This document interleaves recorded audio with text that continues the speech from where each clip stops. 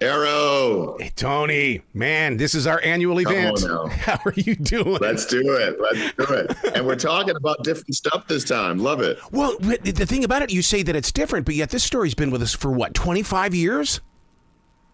Yeah. God, is that what it's been? So it was '08, right?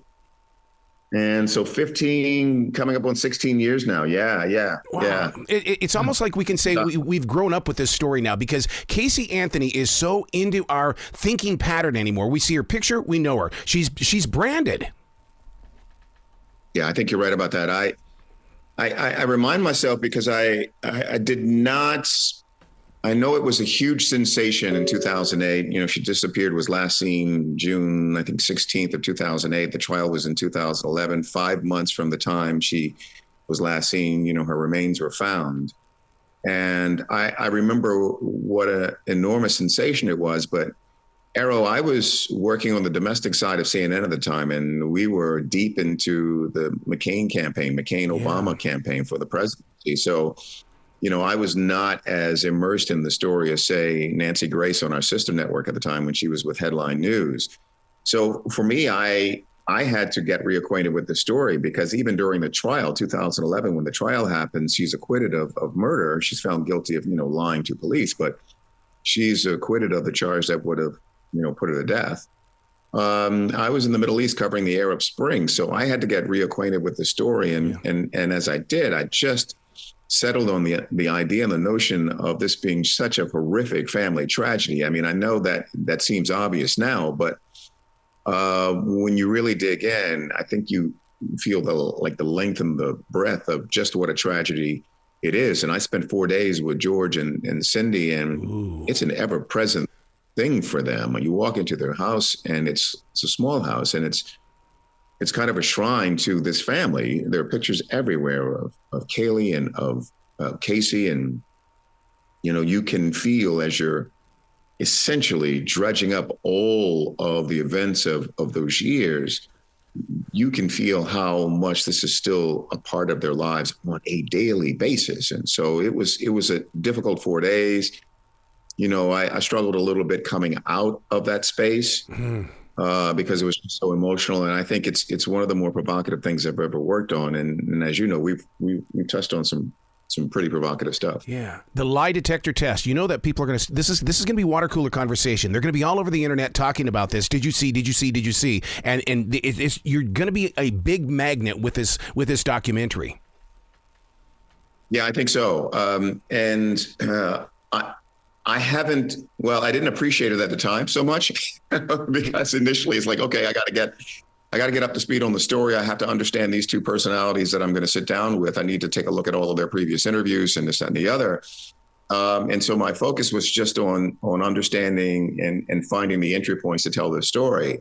But I remember going back to work in New York and the executives from A&E telling me that this is going to be huge. And I just don't think about it in terms of just think about how do I execute the work as best I can.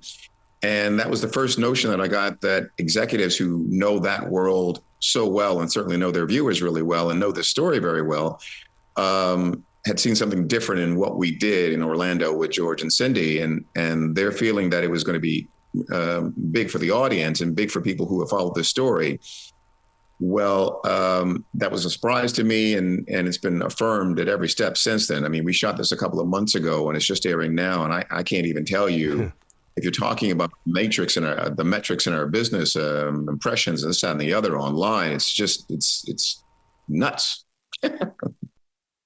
Well, I got to tell you, from our side of the view, what we've always had are the tabloids, and we believe the tabloids, the fake news and things. And so to hear that your name is attached to this story now, suddenly inside our hearts, we're going, oh, we're going to get to the bottom of this now, and I'm going to get a better picture of what this story's all about. Well, I think you're kind of say that. It's kind of because I want that. You know, I take this idea of being the audience's surrogate seriously. And I do. I really want to get to kind of the bottom of this thing. And what I will say, because, you know, I'm always kind of candid in our sessions together. I made it sound like therapy, didn't I? But I always try to be as candid as I can while kind of preserving the integrity of the piece. And, you know, I want people to see the results for themselves and make of it what they will. But this is greater clarity. There's no way around the fact that at the end of the 2 hours, you will have greater clarity on the story.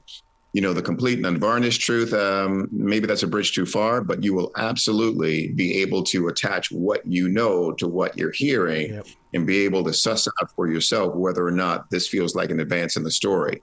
From where I sit, it absolutely feels like we move the story forward in a significant way. I know that people are going to be talking about it. I think they're going to be stunned by the results. And remember everything that was on the line for George and Cindy when they sat down to take this polygraph exam. I mean, depending on how this turned out, it was always going to open up a new line of questions. And there was always a chance, depending on how the results turned out, that it could open up a whole new line of official inquiry. So there was a lot at stake, a lot on the line, and I can't tell you how it turns out, but there are going to be plenty of questions when it's all said and done, and everybody gets a chance to see it. You just bring the drama, man. I love this. It's there naturally too. I'm not even working it. It's there naturally. But see, that's what I love about it. You have no fear when it comes to stories like this. I love that about you. No, I love it. I love taking on the tough cases. When we were, and we've talked numerous occasions about The Proof is Out There. We've got a new show coming up with, it's kind of an extension of the Proof brand that I'm really excited about. And hopefully we'll get back together and we'll talk about that after we get it shot. But I just love sort of finding new places and new lanes to do this craft called journalism. And I know, and I know it's getting a bad rap now. The political journalists are letting us down a bit, in my view. But, wherever I can find an opportunity to tell a really compelling story, I'm all for it. I love it. You be brilliant today, okay, sir? Great to talk to you, brother. And let's do it again soon.